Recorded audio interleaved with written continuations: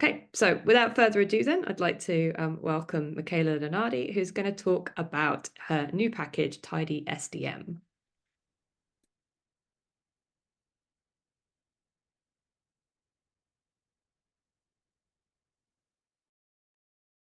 So, hello, thank you very much for inviting me and for giving me this occasion. I'm really very happy and excited, and I hope that my talk will be useful for the people that are following it. So I will start sharing my screen for you to see my presentation.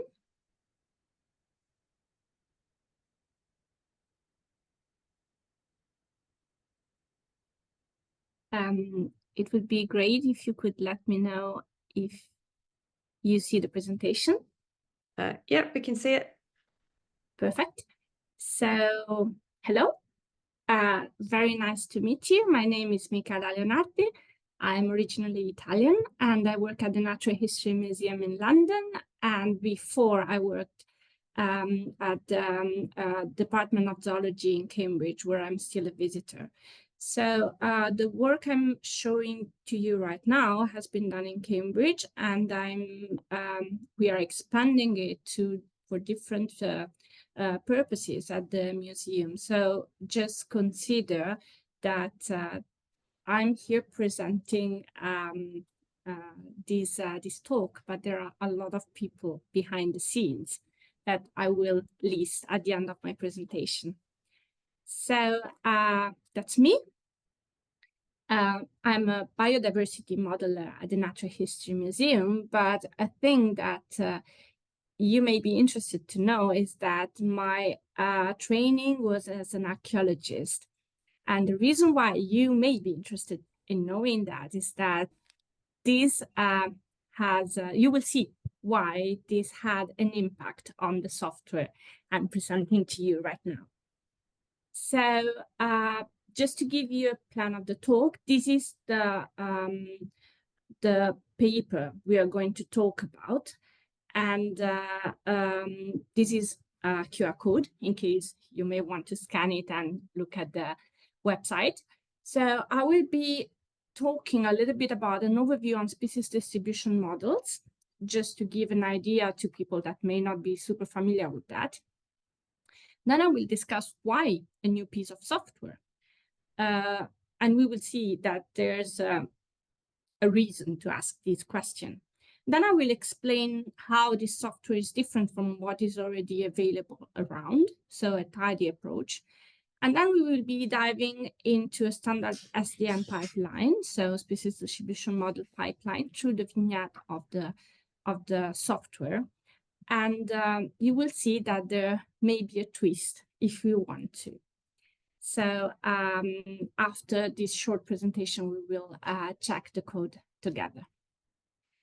So an overview on SDM, what's in a name? Because the fact is that SDM, species distribution modeling, is only one of the names that are normally used to define this set of methods. So we have species distribution models, ecological niche models, habitat suitability models. Those three are the ones that I've seen more often used, but we also have environmental envelope models, climate envelope models, and so on. So we have to be careful so not all those names are perfect synonyms.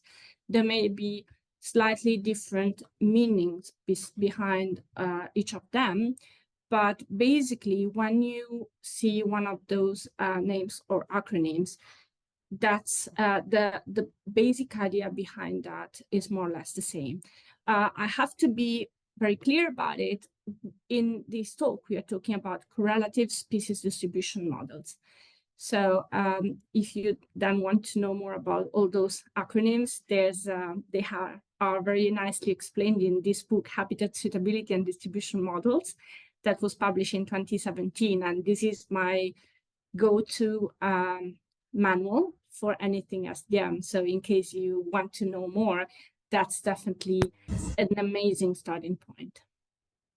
So what is SDM? So it's a class of statistical methods applied to biological data that basically start with the observation of a species through space. So let's think about GBIF occurrences or something like that, and the associated environmental variables. And in this case, we may consider environmental variables as a whole, so many different information about the whole environment, but also normally what we use is mostly climatic and topography data.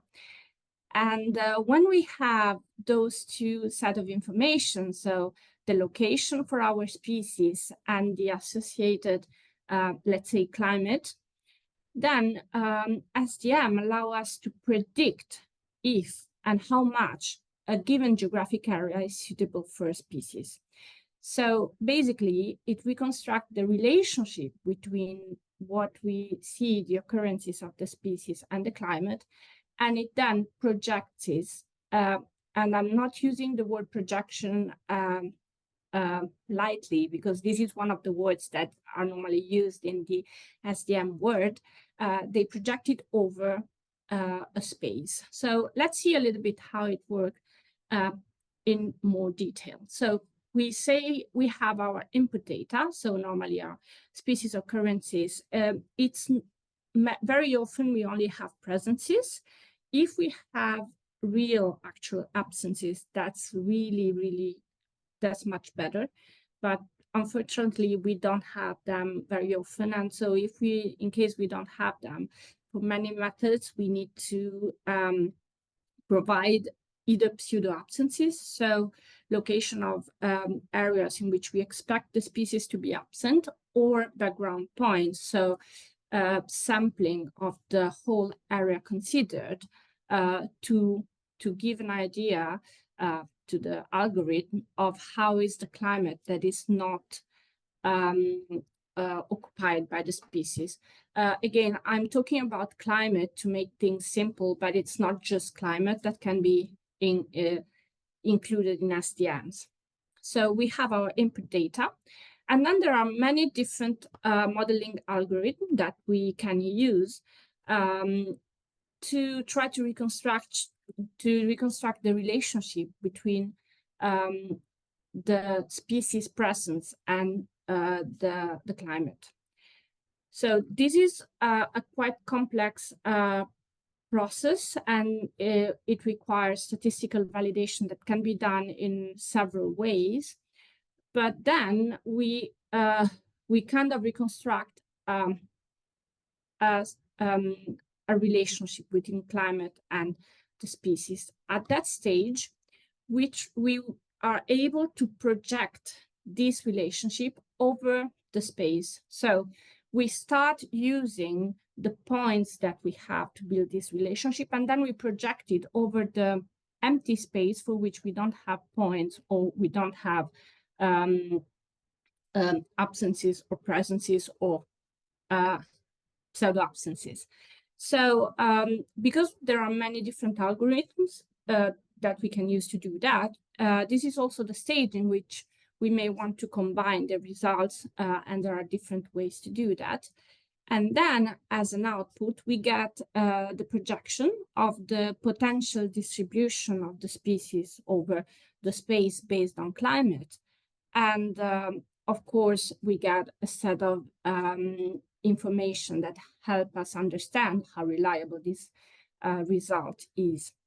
So this is the basis of the pipeline, but there's something we may consider. Once we have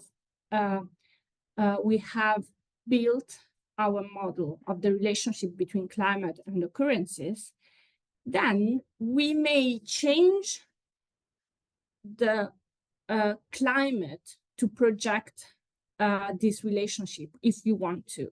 So if we have a species that, for example, is living in Eurasia, and we want to see if or how this species could survive in the Americas, to understand the risk for it to become invasive there, we can add as input data during the projection, so not to build the model, but just to project it, a different area, so the climate of America. And then we can get back an output about this different area, or in the example I'm showing to you, I'm using variables from a different time period. In this case, it's the last glacial maximum. We are talking about 21,000 years ago.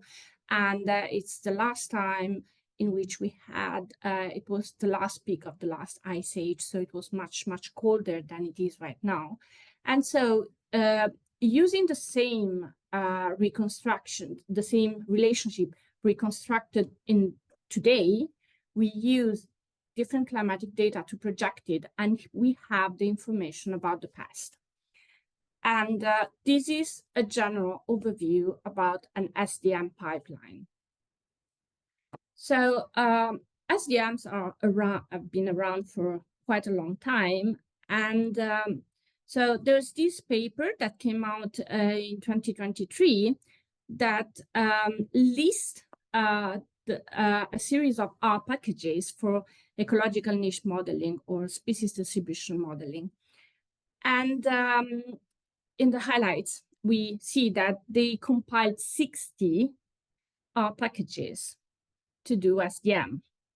So are we really sure that we need a new one? So if we look at some of those packages that are available, that have been available even for a long time, we can see that, for example, this one has been downloaded more than 1 million times, more than 1.5 million times. Biomod 2, another very used one, has been downloaded more than 200,000 times. And similar numbers can be found for NMN, EVOL, and EcoSpot. So again, why did we want to create a new piece of software? Do we really need it? So I will give you two answers to this question. The first one is that because I'm an archaeologist, I told you that there was a reason why I told you that part of my career. So the fact is that I started working on SDMs, not from a perspective, not for the perspective of modern day data or conservation or projection into the future, but I started doing that to reconstruct the distribution of species in the past. So here you have the input data, the observation for horses in Europe for my for a paper I wrote in 2018, and you can see that I have not many occurrences over a lot of different time slices. So it's possible to use different so climate from different time slices within a normal SDM pipeline with the software I showed you before, but it's a little bit tricky. So you have to tweak it a little bit. You have to format your climatic data in a specific way. You have to be careful on how you project. And to be honest, I've done it, and it takes a lot of time, a lot of code. And personally, I don't find it very easy to do. So I wanted to create something that could take time into account. And of course, because of my background, I started with the past, but this is also something that can be used not for the far past, like in this case, we are talking about 40,000 years ago, but we can look at the last 10 years of observations, or we can look at different times at a very much shorter scale, and we can use tidysdm to work on time scattered data. And that's my personal first reason. But once we decided we wanted to create a package, we tried to create something that could be useful beside what is already available. And so this is a paper that came out literally 2 days ago. You can see it here. And in the method, they say, in addition, we constructed an ensemble model by combining all the models except BART, because this specific model is not implemented in the Flex SDM library.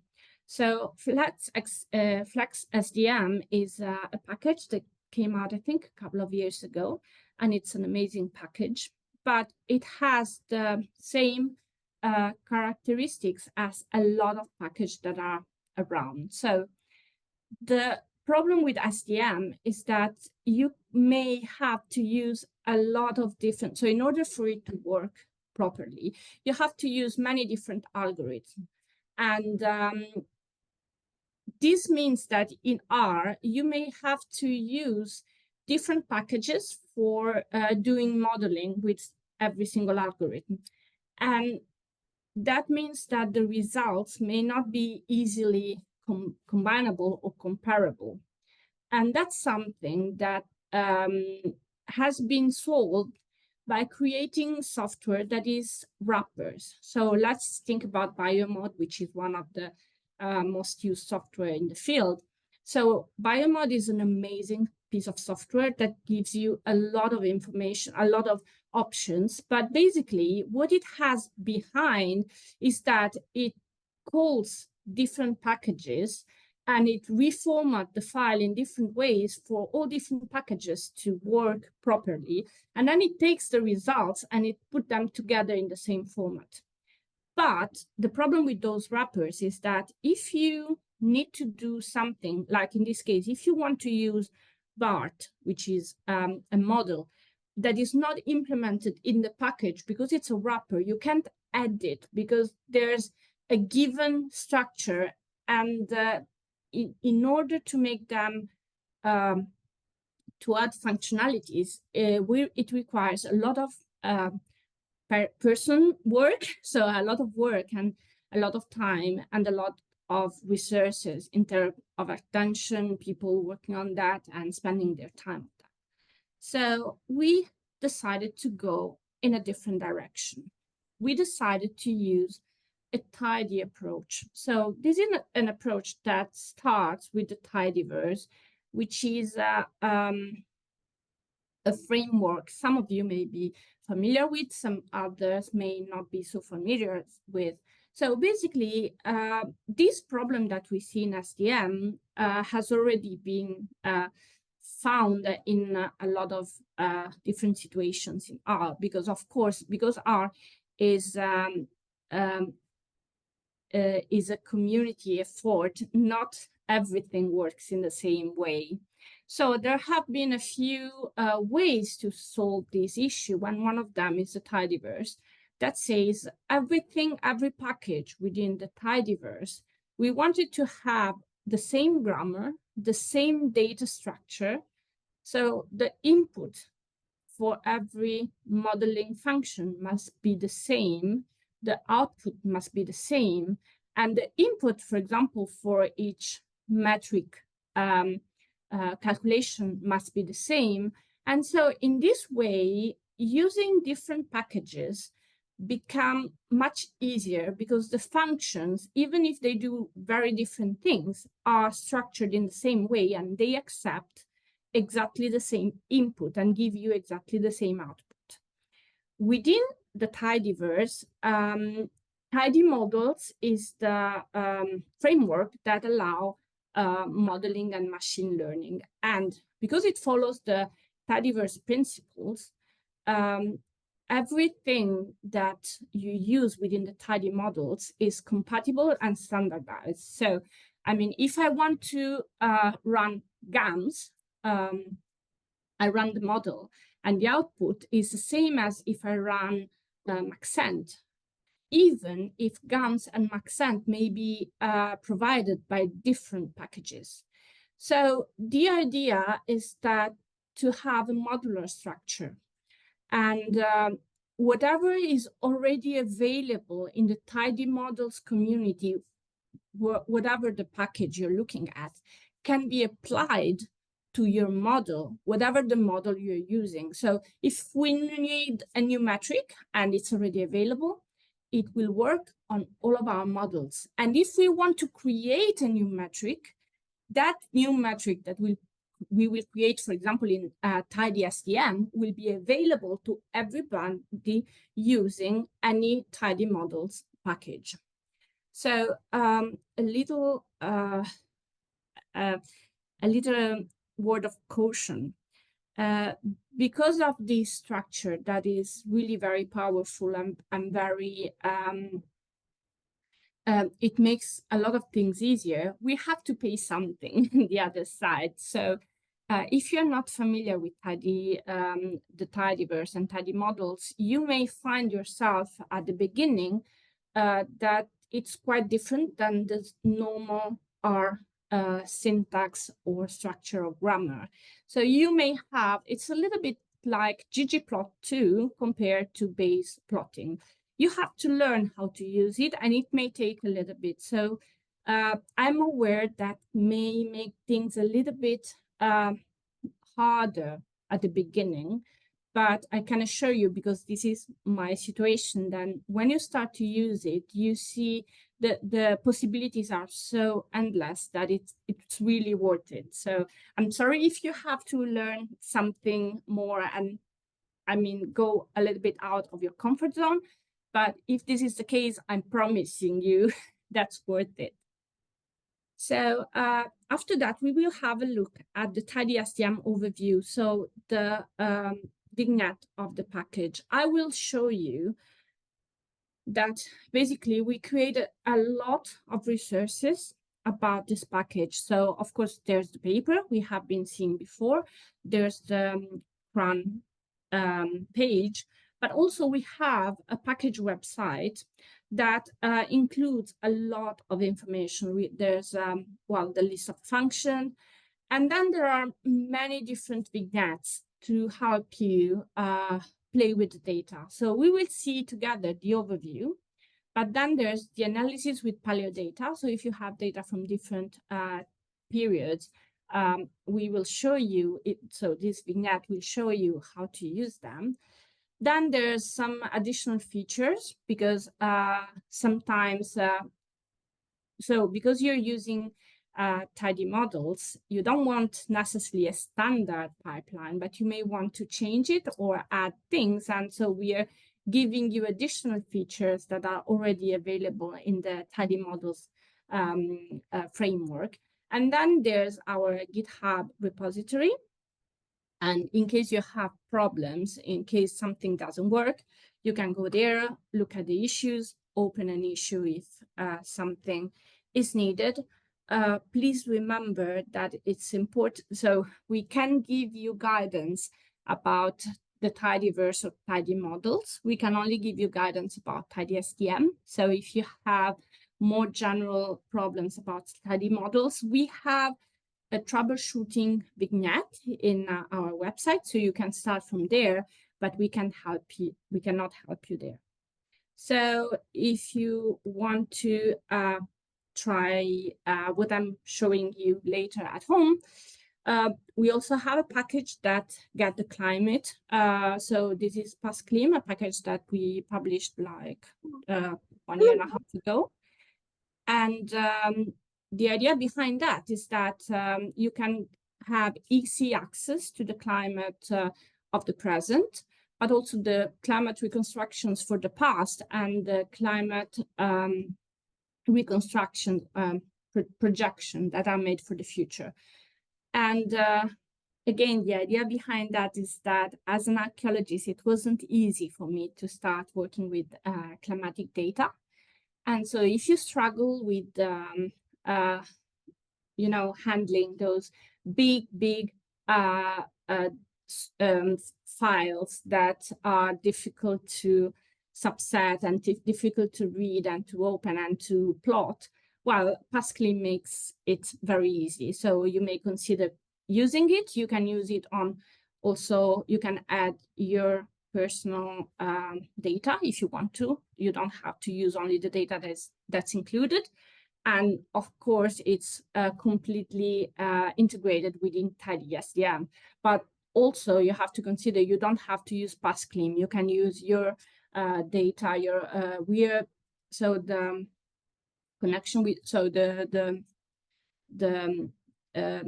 tidysdm includes Terra and SF to use to do mapping and to use the climatic data. So you can use your data that you have already prepared within tidysdm without going to PassClim if you don't need to.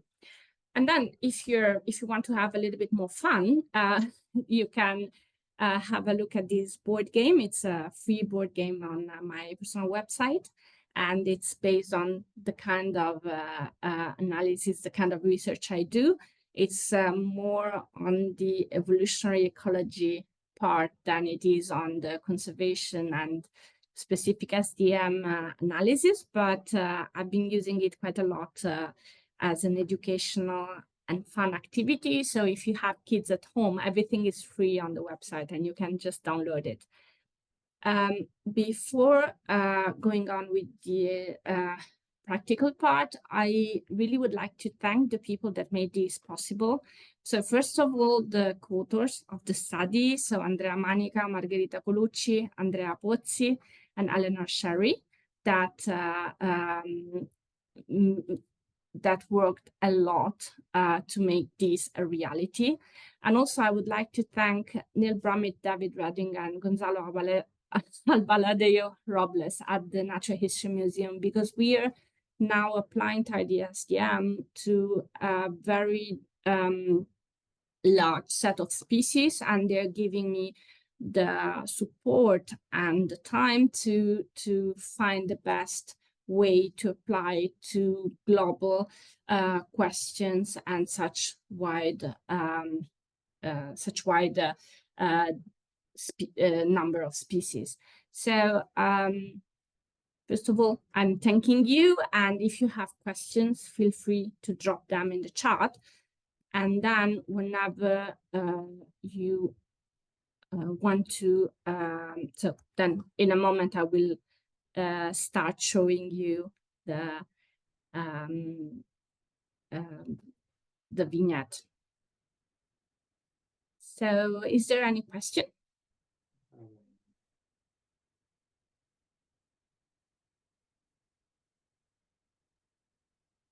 Doesn't look like we have any questions right now.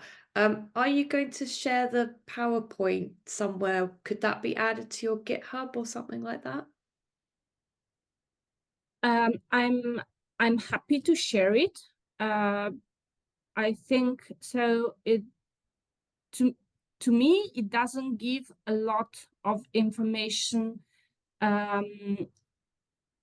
So it doesn't say anything that is not the PowerPoint is more about a general overview on SDM. Is very general, so I don't know if it may be of any use, but if you want to, I can surely share it. So also the recording will be online anyway, so yeah, there's just a few people have asked in the chat if they could have access to the presentation. No, that's really not a problem. If it's useful for you, I didn't put a lot of details in that, but if it's useful for you, it's really not a problem.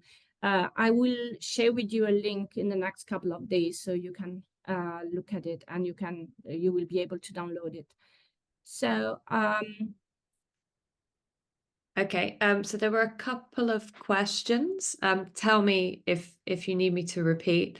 So somebody's asked, could you clarify what algorithms you implement in order to reconstruct a species niche versus a species distribution? So this is one of the great things about tidy models, and thank you for this question, because that helped me explain how practically these work. So the models, the algorithms are already available in the tidy models framework, which means that everything that is available in tidy models you can use for tidysdm. So it's not something that it's included in tidysdm, but that can be added to. It's like, basically, it's like using Legos. So we're giving you a few bits of Lego that are needed to build, let's say, your house. We are giving you the windows, because for SDM, for example, you need specific metrics that are not used for other modeling. So we are giving you that. And we are giving you a way of easily handle the climatic data, the mapping, and so on.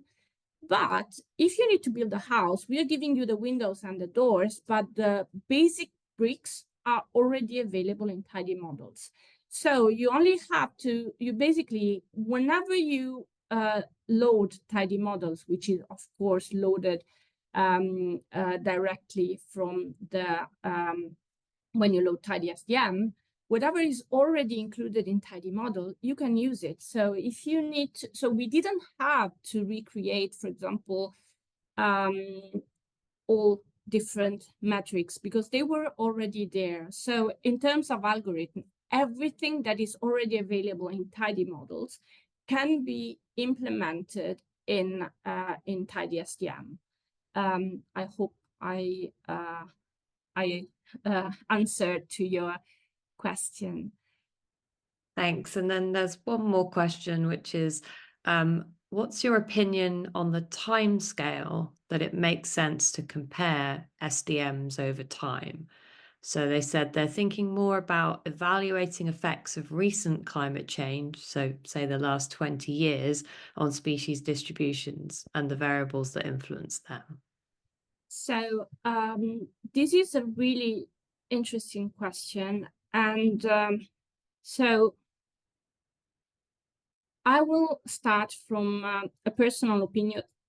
Not everybody may agree with it, but my opinion is that SDMs are an amazing tool, but they are, as many tools, they're a little bit partial. So the complexity of the biological relationship between a species and the environment it lives is way over what we can reconstruct with SDMs. So to me, they're kind of, so I've used them for the past, and they're for the far past, and they're the kind of resolution about the information we have for the past is so low that even having SDMs deepens a lot our understanding of what may have happened. But when we have a species today, I think that we have so many different ways of analyzing it and of understanding its biology that we have to remember SDMs are only one part of the story. Having said that, I think that it's, so SDM has been used a lot to evaluate recent climate changes, and they have been used a lot to project over the future climate that is reconstructed or projected under different scenarios. And that's a use that I consider useful, and even at short time scales. But we have to consider that within those time scales, we are also looking at other environmental changes, for example, the amount of pollution that may the land use, the space fragmentation, and not all of those things may be visible from an SDM. So my suggestion would be, it's really good if you want to do it, but don't take it as the final answer to your question. That must be a small part of a much more complex answer. Cool, thank you. I think we're done with questions for now, if you wanted to go to the vignette. Perfect. So I will share my screen.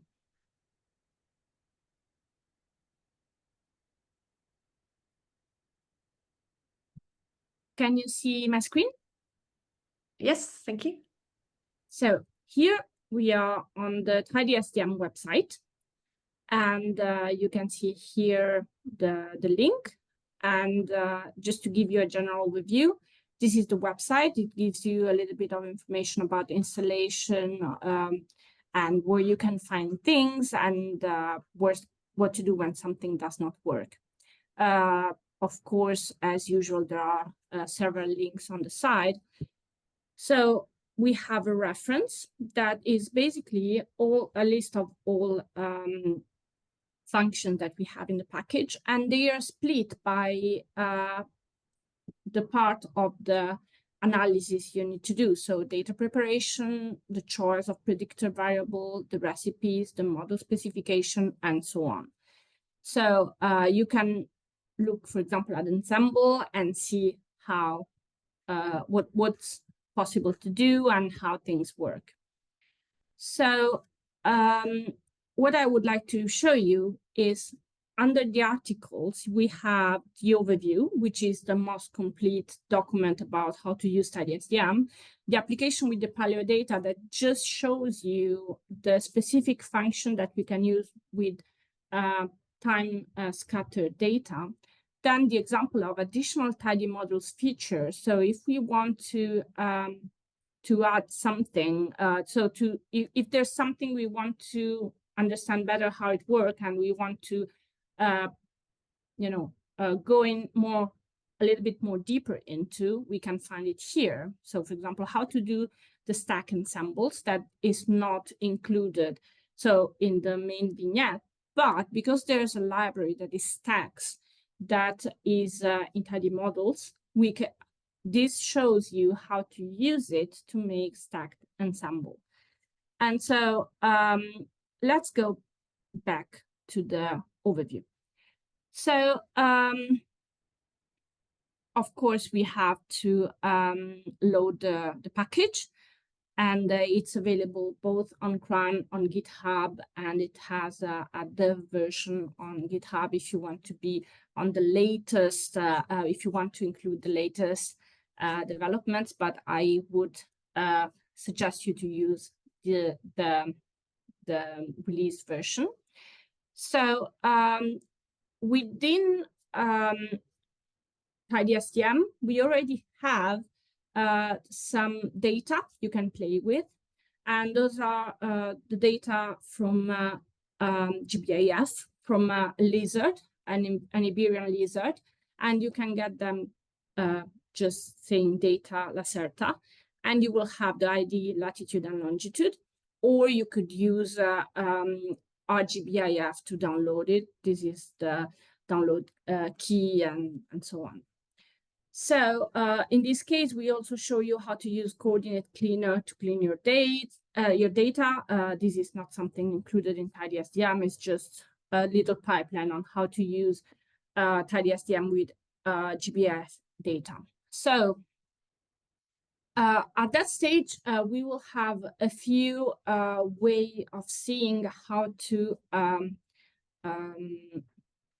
look at our data. And most of it is done with the library SF.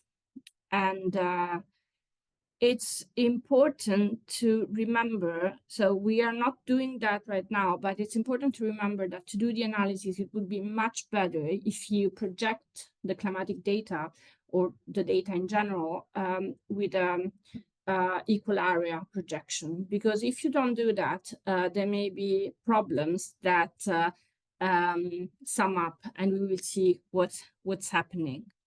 So in this case, we're using PassClim to download WorkClim, basically. And with PassClim, we can download the climate data, but in this case, for example, also the land mask. So I will show you, in this case, we have the land mask for Iberia, because we gave to PassClim a polygon. So it cut the land mask to the area we were interested in. And so at the end, we have the land mask of Iberia plotted with tidyterra. And also, we added the data we have downloaded to the plot. And so basically, we have our lizard data over the land mask. So the following step is thinning. So if you're not familiar with it, thinning means that if you look at our data here, there are places in which we have a lot a lot of points, one close to each other, and there are places in which we don't have many points. This may be related to the fact that the species is more frequently frequent here than here, but sometimes it's also linked to the fact that there are places that are visited more often by scientists or by people putting their data into, for example, iNaturalist. So it's normally better to thin the data and to remove points that are too close together. And we have different ways of thinning the data in tidysdm, and we can thin by cell. So again, remember that you should use an equal area projection, because if you keep only 1 point per cell of per pixel of your climatic data, if those points, if the data, if the climate is not projected with an equal area, then you will get a bias in your thinning. So you don't want that. And so in this case, we keep 1 point per pixel, and that's the difference from what we had before. An interesting thing is that if we want to do it through time, we can do that through time as well. So we have thin cell and time. And basically, the idea is that if you have 2 points that are too close in time, so for example, 20,000 years ago and 20,500 years ago, in the same in areas that are very close, and they're also close in time, they can give a bias. So it's also possible to do that through time. And there are other ways to thin. We can do it by distance. So for example, by the minimum distance between points must be 20 kilometers, and that's what we have as a result. And so we can you can start playing with the data and see how it's how things are working. At that stage, we are starting to get the background. So the background means the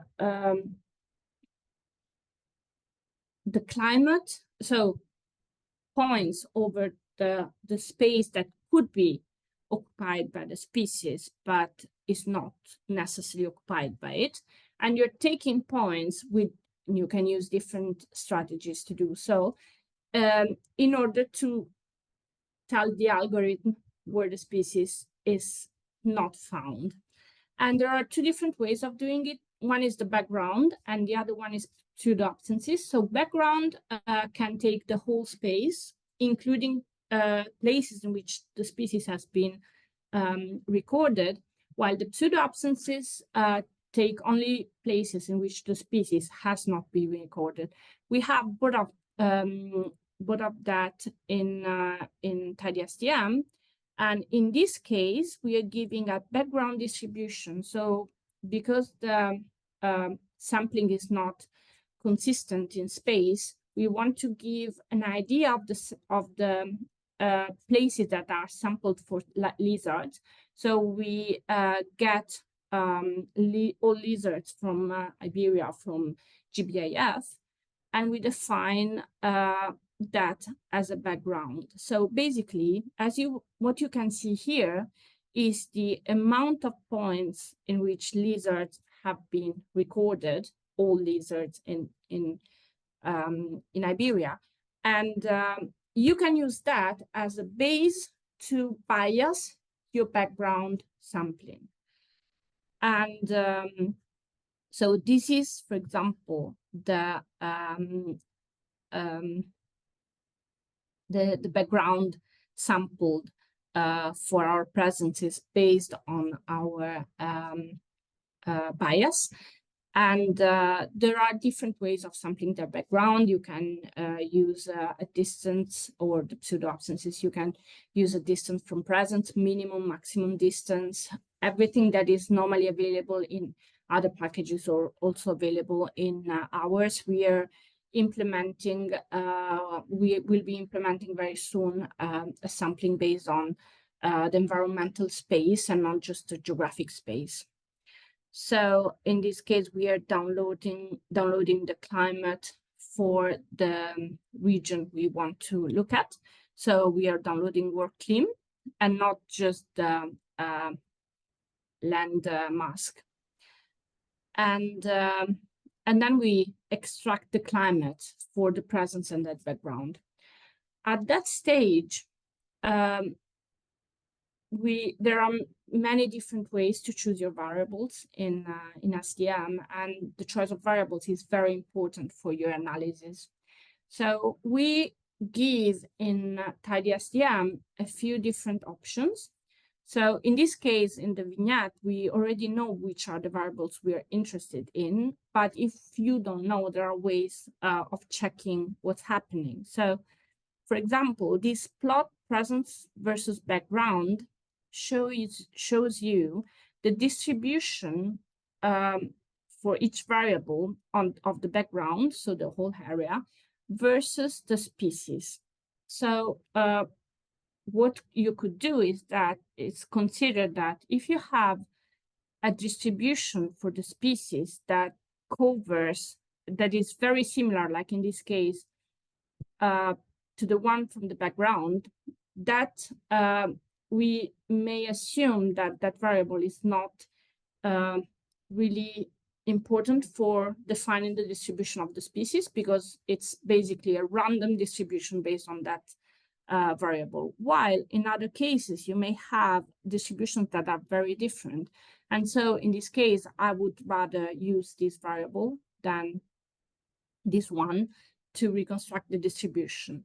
We have a way of giving an idea of the overlap between those curves. So to choose the variable that are that are more different in the occurrences and in the background. And also we have a way of removing highly correlated variables, because that's needed for a lot of algorithms. So at that stage, we start to fit the model. And this is something that is specifically tidy models related. So we have to set a recipe for to define how to handle our data set. And this is interesting because if you set different recipes, you can run the same models handling the data in different ways, and it's much easier. So it's much more it's much easier to test over different over data handled in different way. So we have then a workflow set. This is also a tidy models thing that define the specific hyperparameters that we need to tune for each specific algorithm that we want to use. And we created standard specification for the most used algorithm. If there's something that is missing and you want to discuss with us, we can discuss together and see if it can be included. Or also, if you're doing something and using a model that we don't include it for the moment, and you want to help us include it, that happened literally last week. Send us. You can share with us the code, and we can include it in the package. And of course, due recognition will be given. So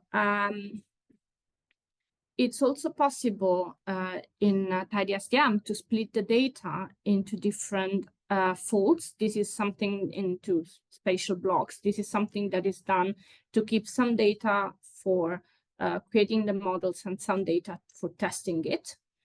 And there are, again, different ways of doing it. And then we are now tuning the model, and we have an auto plot. So we can give as an output without you having to define anything. It's just the dot plot of the models that gives you the different evaluation metrics. And then if we keep going on, I see that the time is almost over, so I will try to be a little bit quicker. We have the opportunity of making ensemble in different ways. So if you're not familiar with it, an ensemble is basically the fact that because we may use different algorithms, and in some cases we may also resample background of pseudo absences a few times, we want to we may have a lot of different results. And an ensemble is a way to merge these results in a way that make them meaningful in terms of output. And so there are different ways of doing ensembles, and we have them in tidysdm. So this is the metrics for the ensemble. And then now we are projecting the relationship so that we found through the models and then merge with the ensemble into the climate. And this is what we have in terms of projection. So we have areas in which it's more likely to find our lizard and areas in which it's much less likely. And that's the basic output of this kind of models. So we can project different parts of the ensemble. So, for example, in this case, we are using a specific metric that is the Boyce continuous index that is used when you normally only have presences, while, for example, TSS, which is another metric, is used when you have, it's best used when you have presences and absences. And we can handle the ensemble in different ways, and we will have different results. That's one of the reasons why, before using tidysdm or any other software to do SDM, you have to know what you're doing. So you have to study the background of the general, so the general statistics about it, because many things may change. Tweaking something may change a lot the results. And also we have a way of projecting into the future, so which is what is normally done to understand if a species, what will be the distribution in time under different scenarios. And so you have all the information to do all of that in our vignette. So if you want to work on time scattered data, you have the other vignette, which is with paleo data, and that will show you the specific function that you must use for data that are from different periods of time. So I will now stop sharing, and if you have any question or anything you would like to, I don't know, discuss with me, I'm here. Okay, we have quite a few questions. People are very excited about this. So this goes back possibly to the end of the more theory stuff you were talking about. They were asking, while modeling an invasive species, should you train the model on the native points only or on both native and non-native points? So I would use to me it depends a lot on how much you find the species in the invasive range, how long has how much time has passed since the species got to the new range. Because if you think that the species has already gone into adaptation, for example, or there has been a bottleneck that would bring the species to have physiological characteristics that are a little bit different from the one that you had in the native range, I would definitely use both points.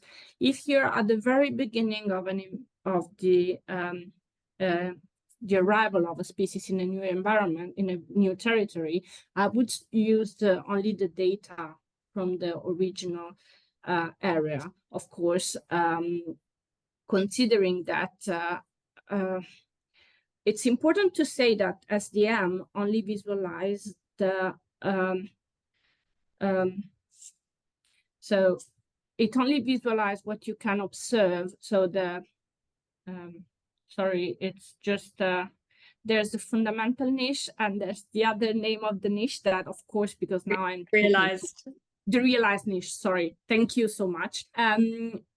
So it only show you the realized niche. If there's some part of the fundamental niche, so if there's some let's say climate condition to which the species is already adapted that is not found in the original region, it's you will not find it as suitable in the new territory.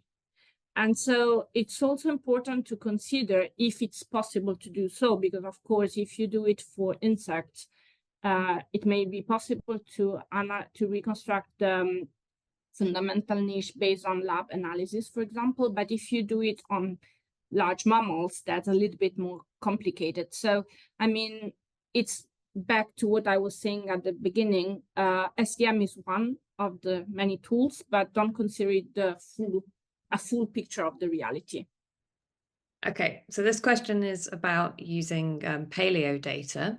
So how do you deal with the scarcity of fossil occurrences for paleo SDMs? And is there a way to deal with this that's built into tidysdm? So this is something I've been spending a lot of time working on.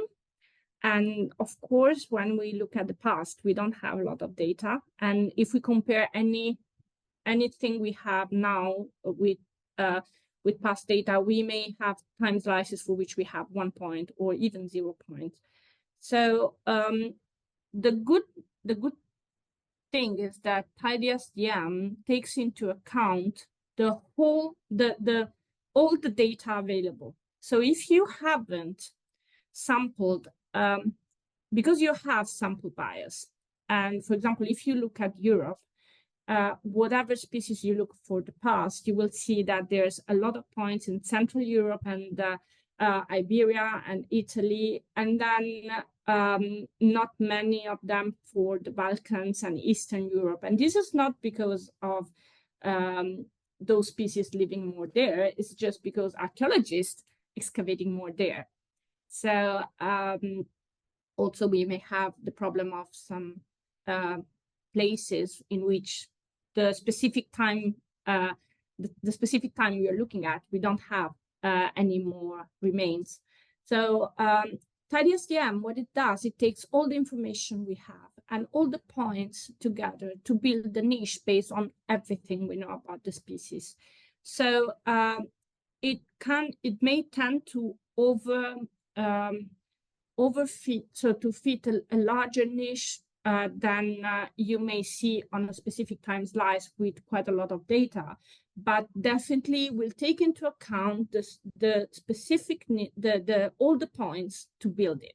So if you're looking at time periods in which you're not expecting big changes in terms of speciation or adaptation or niche change, tidysdm used all the data together, and it's more robust regarding to this. You may be interested in a work I've done, I published in 2022 about ungulate species in Europe, and I may send you the link later in the chat. Okay, thank you. Next question. I think this was at the point where you were looking at taking out the climate data for Europe, or no, I think it was the Iberian Peninsula. And somebody's just asked, could you do that worldwide, or is it only work for specific areas? No, you can do it worldwide. And we have worldwide for the last 5 million years under different reconstructions, and worldwide for the present and the future using different set of data. We used Europe just because it's smaller than many other areas, so it's easier to get everything running quickly. Perfect. So another question, does the method only work with occurrences or can you work with abundances like with INLA? No, we are for the moment it's working on occurrences, not frequencies. Okay. Is spatial temporal autocorrelation implemented in tidy models or tidy SDM? Do you know? I didn't understand, sorry. So methods for identifying spatiotemporal autocorrelation. So yes, uh, there should be more than I. Let me check. But there should be, if you look at the reference, there should be. Also, as we said before, if the method is available in tidy models, you can use it. You can literally just use the function and put your output and it will work. So if this is available in any other package from tidy models, it's like it's already there. It's just not in the vignette, but it's already there. Okay, great. And then Stanislas is just pointing out to us all that they've also created a package which does simplified species distribution modeling with a user-friendly interface and integration with GBIF, which is a package called NEMO, which Oh, thank you. NIMO. The link is in the chat if anybody's interested, and you can obviously look that up. Okay, next question. I've just been cutting out the bits where people are saying great talk, by the way. So there are lots of those as well. Oh, thank you. Just going through the questions. So is there an easy way to pull out the associated hyperparameters for the best performing models after you've run simple ensemble? Is that what the collect metrics function does? So I think so, but I don't remember. So I will get back to you. Okay. Nene, grazie mille. And that's just a nice grazie mille.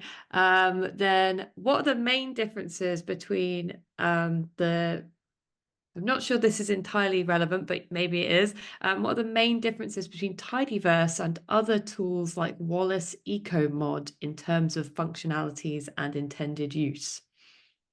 So I'm not familiar with Wallace EcoMod, so I'm sorry, I cannot answer this question. That's okay. And then another one, in the case of RF and Maxent, will only presence data on occurrence be sufficient? So can you fit these models Yeah. presence only? So yes, every model, every single algorithm works as intended.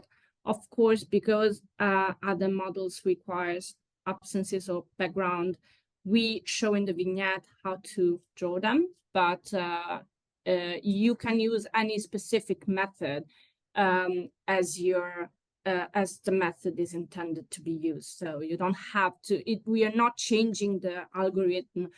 They work as they normally work in any other instance. Perfect. So I think that was all the questions. Great numbers of questions, and lots of people saying thank you for a great talk. So thanks again, Michaela, for giving a really great talk. Really interesting. I'll definitely be going away and playing with some of this stuff myself as well. And thanks to everybody who's online and who's sent in questions and has been here. Again, if you have any other ideas of papers you'd like to see on MEE Live, do let us know. But otherwise, we'll let Michaela have a little bit of a rest and hopefully see you all at the next one of these. So thank you very much.